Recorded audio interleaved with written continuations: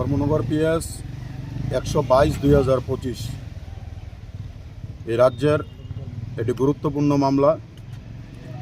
এই মামলায় প্রসেনজিতের বাবা আমাকে ডিফেক্ট টু কমপ্লেন্টের পক্ষ থেকে নিয়োগ দিয়েছিলেন।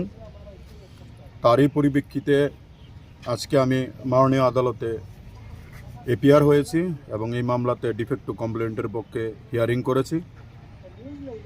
মাননীয় আদালতের কাছে ওনারা বেল পিটিশন ফাইল করেছিলেন। দ্যাট বেইল ওয়াজ রিজেক্টেড এবং ডেট ফিক্স করা হয়েছে 9 তারিখে, 9-1 জানুয়ারিতে ফিক্স করা হয়েছে।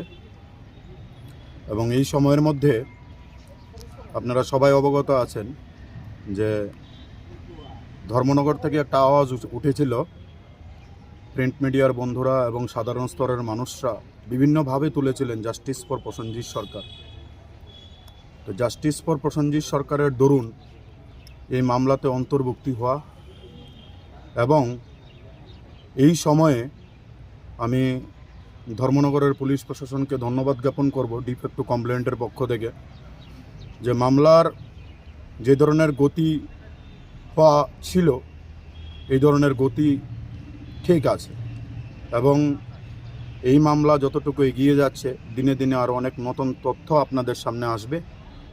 অ্যাজ এ বিং অ্যাডভোকেট ইনভেস্টিগেশনের পার্ট নিয়ে কথা বলা উচিত না, তারপরও আমি বলছি এই সেন্সিটিভ কেসের যে বিষয়বস্তু এবং সবাই একটাই জিনিস, জাস্টিস ফর প্রসেনজিৎ সরকার।